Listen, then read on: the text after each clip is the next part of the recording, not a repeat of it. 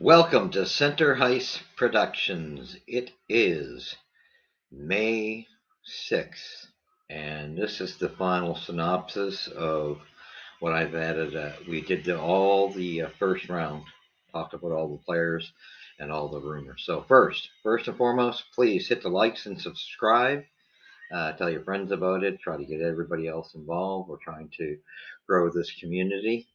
And this here was a special addition to it, just rounding up um, since we completed in a three-part series the first round picks, and now we're just kind of throwing together the names of who has been mentioned and who we think, in my opinion, who the Habs should be looking at. So it's kind of a combination. I know there's a name in there that not looking too promising from Rumorville, that is. Okay, so when we did all of this, it came down to uh, very simply, uh, we made our list of guys that were, since this is not including Bedard. Bedard, of course, if by some chance we win the lotto, we're going with him. And I don't know what the stand is on Fantilli.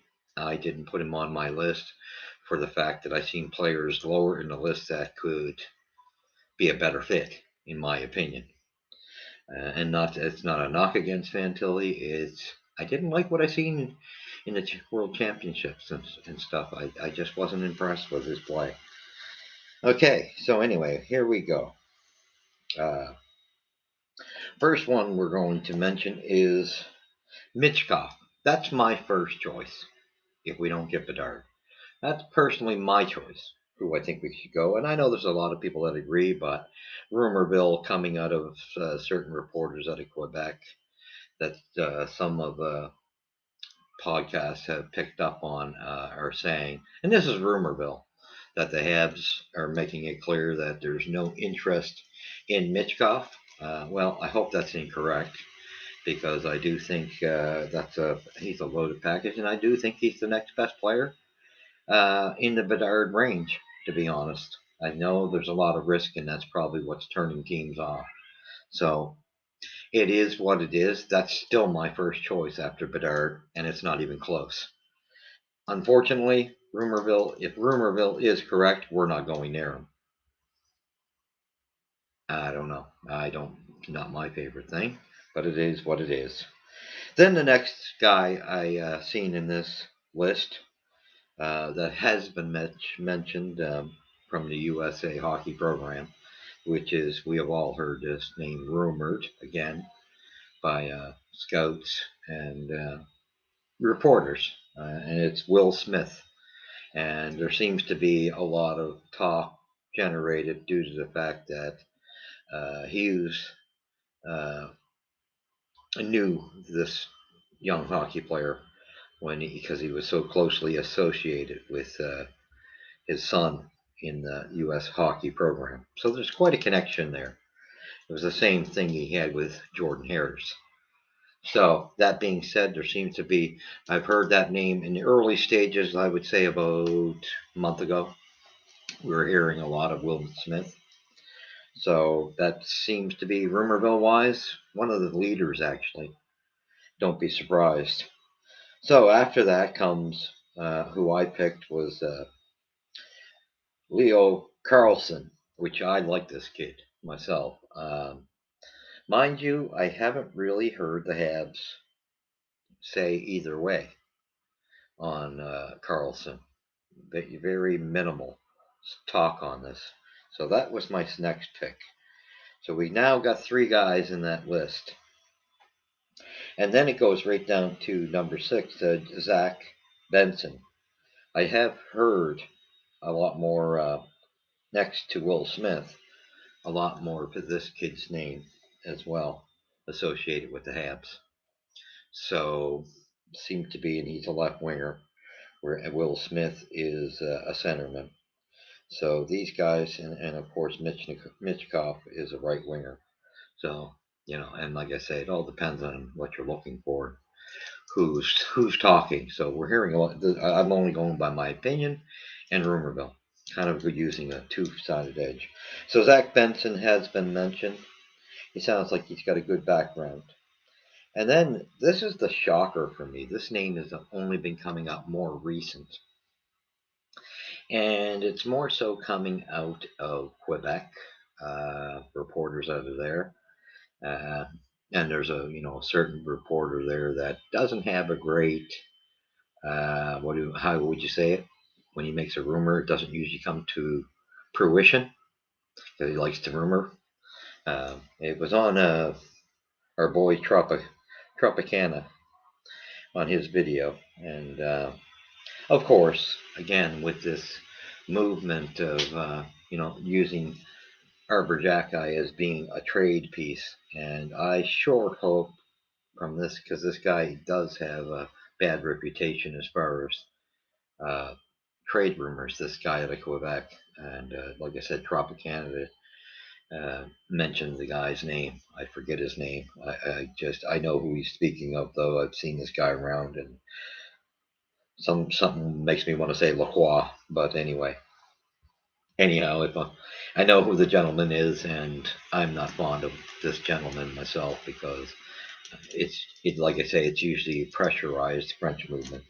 So I hope this week can put the rest that I hope the Habs are smart enough not to trade Jacki away, because I think and this was the guy that I was mentioning that was part of they were saying trade involving uh, in a package to get up higher um, in the draft would be to use the second pick from Florida we have with Jacki.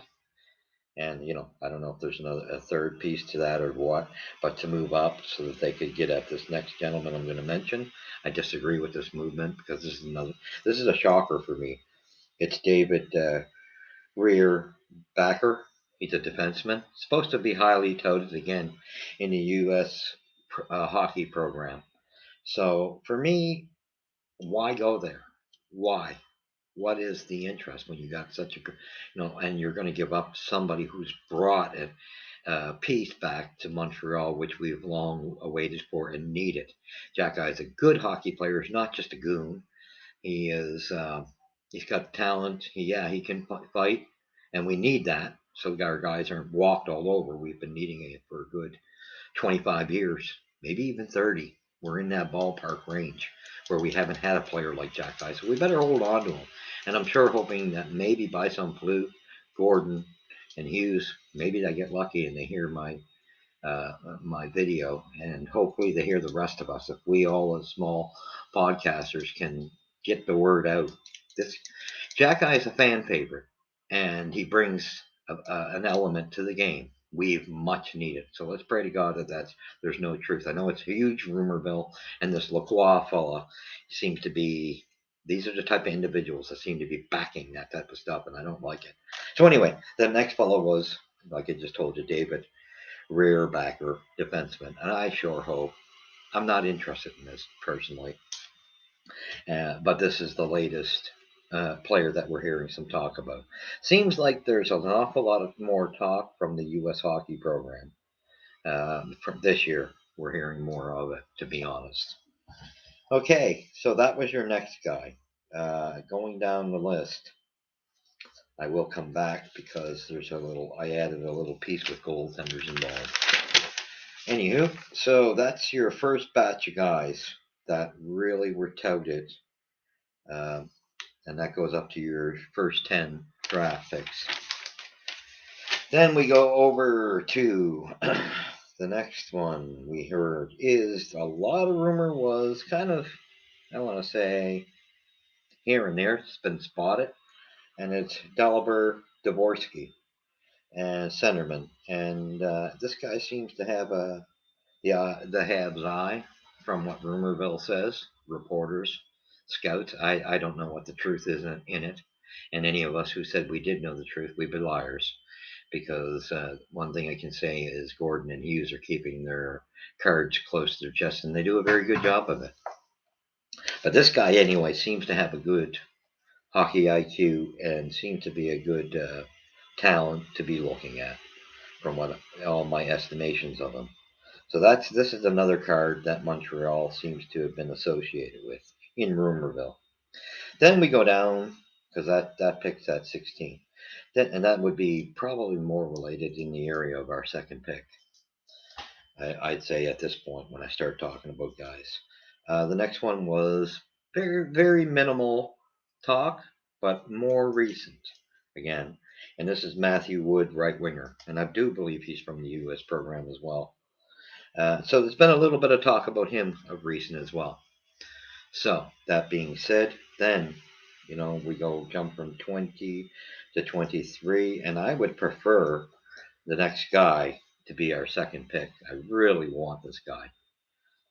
And it's Quentin Musty. This is my opinion.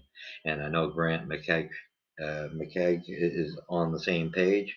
And after hearing Grant speak of him, I went and looked at a lot of this guy's highlights, and he seems to, for me, he's a better version of Fantilli. That's my opinion. I just like what I see to the game. Um, I think this is a type of piece we need up front. Big boy and can do a lot of things and gives us size and grit. And he's talented. So that's who I hope our second pick is. For me, that's who I'm pushing for. Then we go back down the list, and I think that's pretty much it with anybody left on the list, down to 32 that has been mentioned in Rumorville. So that ends with Musty, and Musty actually is my second choice, to be honest with you.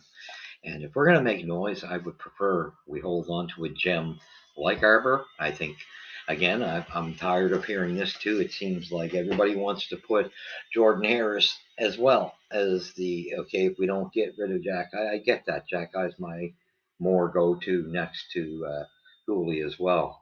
But there's no reason to unload Jordan Harris.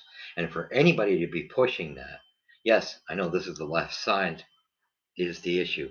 But we have a defenseman, and I've mentioned it in several videos now. Only thing that he has the luxury of is being on the right side, and that's Barron.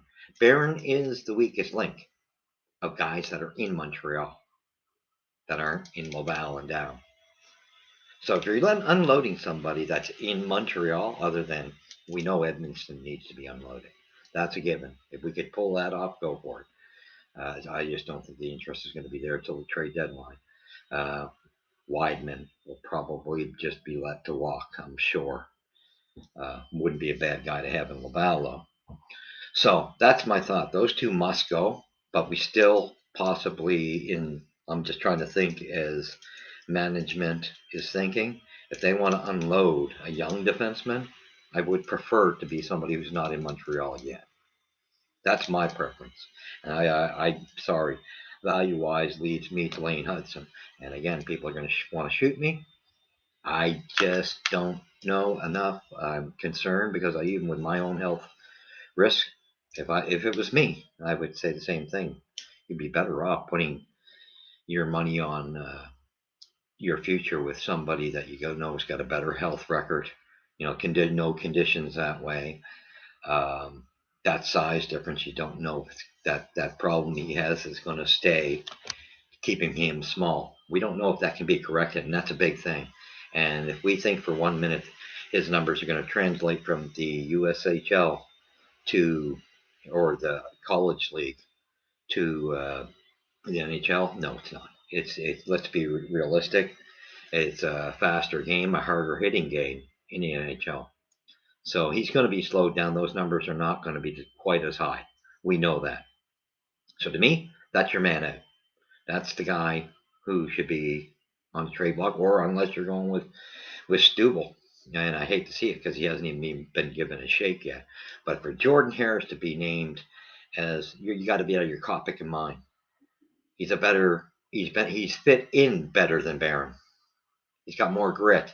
He's a smoother skater. He's very quick getting the puck out. He doesn't play with it. He's got a good pass out. He's good offensively and spotting guys. It's a better fit right now.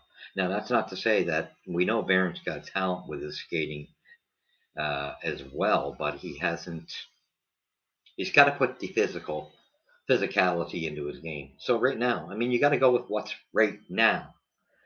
Right now, he's well, in the Montreal's youngsters that are in Montreal. He's the final defenseman that's at the bottom. So if you're unloading somebody that's young and is already there, that's your man. Sorry to say it. I get he's on the right side and can be promising. And I do hope what I have heard from a couple people, including my cousin, which is very knowledgeable.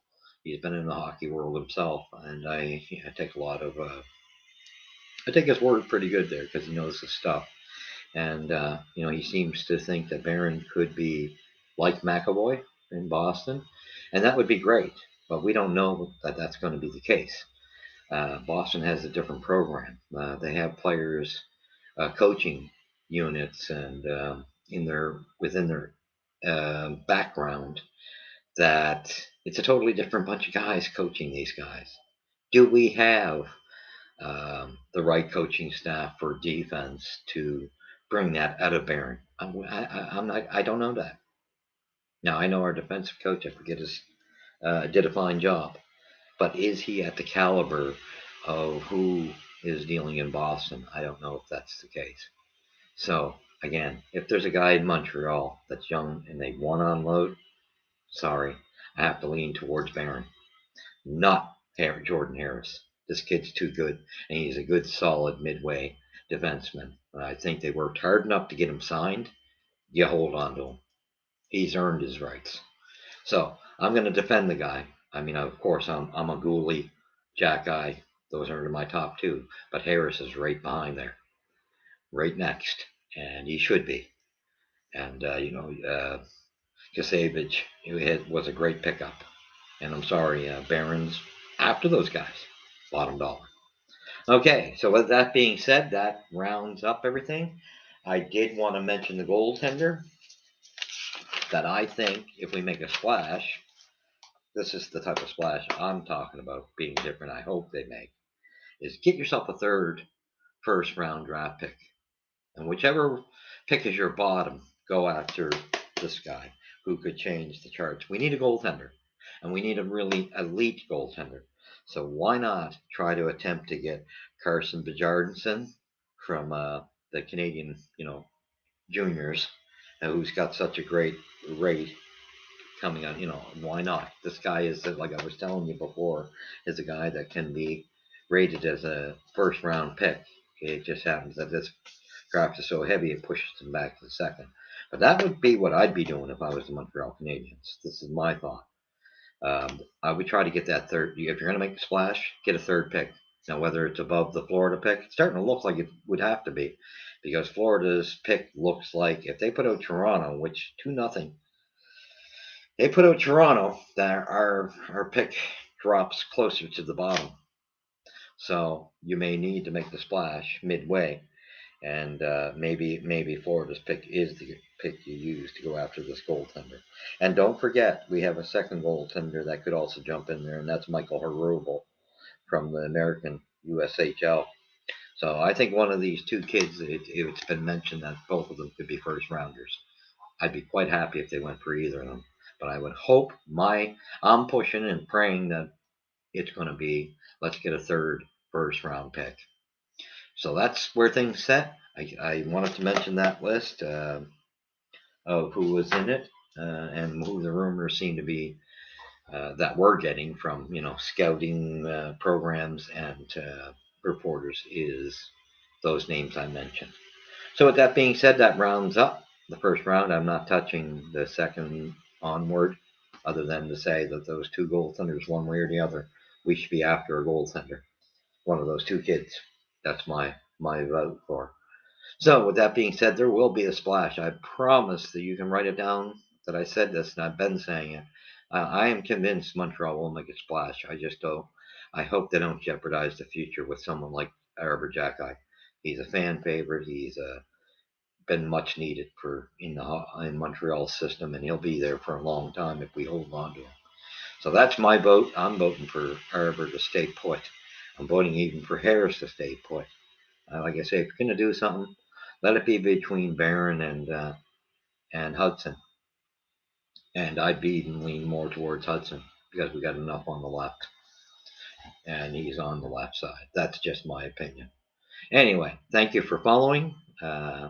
Till the next time, we are debating. I'm going to try to get a message out there whether we're going to go on live for the lottery draft, to see where we wind up, which is on the 8th. I believe it's on, will be on Monday evening. I'm going to make sure and check that. But we possibly, at this channel, may be going live that night. It would be our first time as well. So thank you for joining me. I just wanted to do this special episode to round up part 4 of the series.